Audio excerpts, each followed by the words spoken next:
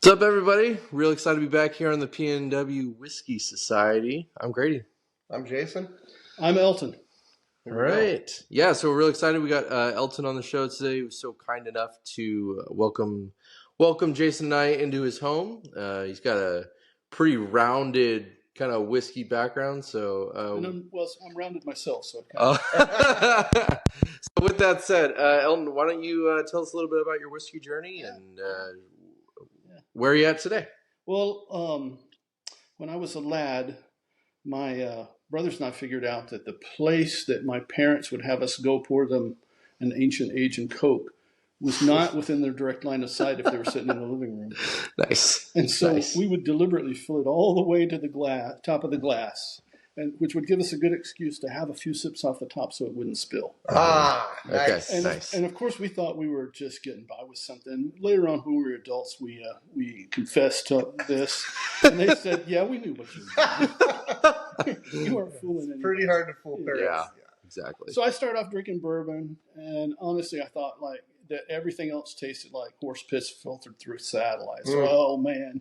But then a guy got a hold of me and said, "Hey, let's try some Chivas Regal on the rocks for an evening," and started me drinking. And after that, I started drinking scotch and bourbon. No, not for me anymore. Right. And then I went through a martini phase and a craft beer phase, and came back to whiskey. I was in a band, and we got this new guitarist, and he didn't drink beer, but he liked whiskey. So rather than having a beer with rehearsal, after rehearsal, we'd sit down, have a whiskey. Right. And then it turned into a thing, well, let's bring some different whiskeys. And, I got this whiskey, let's try it. And oh, dang. It That's how it always starts. Yep. It evolved into, we'd have rehearsal for 2 or 3 hours. Then we'd have about an hour to an hour and a half of whiskey tasting and discussing band business, like what songs to add and what new venues to try to get into. Awesome. That's super cool. Since then, I started digging into it a little bit more, reading books, going to websites.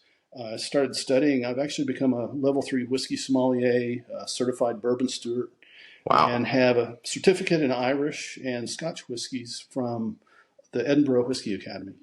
That is awesome. So I probably spend more time reading about whiskey than I do drinking whiskey, which is a little bit ridiculous if you think about it. But, hey, it's not really. That's pretty sweet. I'm not gonna lie. That's a resume for whiskey. I read a lot about whiskey too, but I think I still drink a little more than I read. Yeah, well, that's fair. Touche. Well, see, the reading doesn't impact my liver. You get to a certain age. I mean, you're not wrong. Yeah, you're not wrong. Well, so far, the science hasn't figured out a way that it impacts your liver. They will eventually. Yeah, for sure. So, my friend, you poured us this awesome bottle today. Yes. We have the Glenmorangie Signet. Is that how you pronounce it? Okay.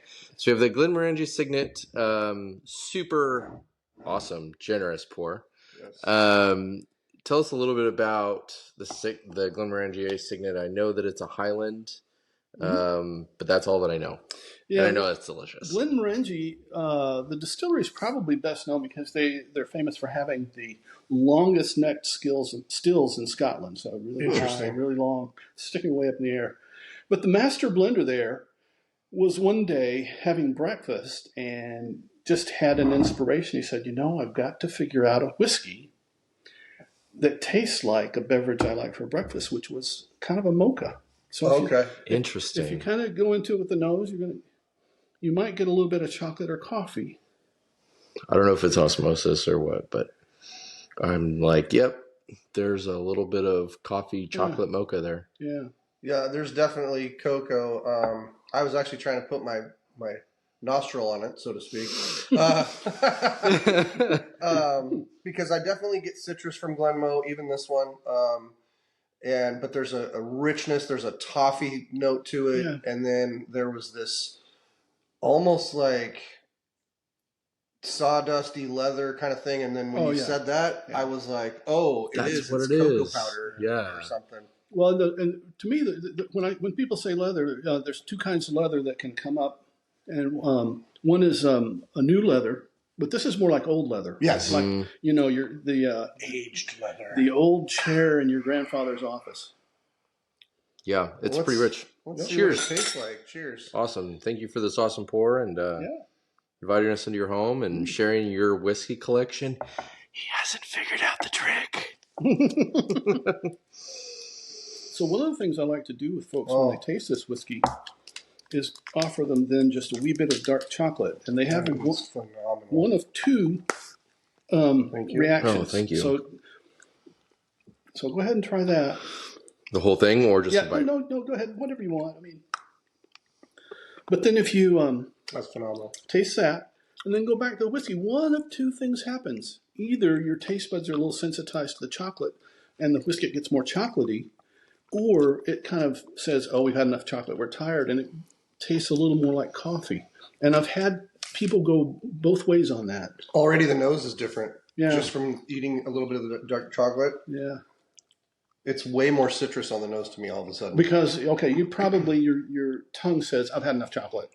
I doubt that. I don't think my tongue ever says I've had enough chocolate. You know those things where you look at something in reverse, like it'll be orange or something, and you stare at a white thing and it shows up in green kind of. Oh, yeah. So for me, it made the nose and the front a lot better, but it made the finish way more coffee-like. Way more coffee-like, okay. Yeah. Okay. I didn't get that intense coffee punch until the finish. Yeah. I agree with you. Yeah. I think it made the whiskey a little bit lighter, a little less complex on the front. I agree. But very rich and dark and leaning more coffee notes than chocolate. But the funny thing is, at the finish. I've tried that with a number of people, a few dozen probably, and the reactions from different people in the same room will say, some will say, well, no, that really brought out the chocolate for me, and it kind of made it taste more chocolatey. This is so good. Yeah. And I've noticed, and I don't know for a fact if it means that I have a more sensitive olfactory unit or what, but there are times that are very rare where I will get almost a petroleum or sulfur on the nose. And I have learned that sometimes they will sulfur the inside of barrels to help sanitize them, but you have to wait a certain amount of days, etc. So I don't know if it's that, or I don't know if it's just there's a couple of whiskeys that just don't have a great flavor to me, and that's usually what it is in the background.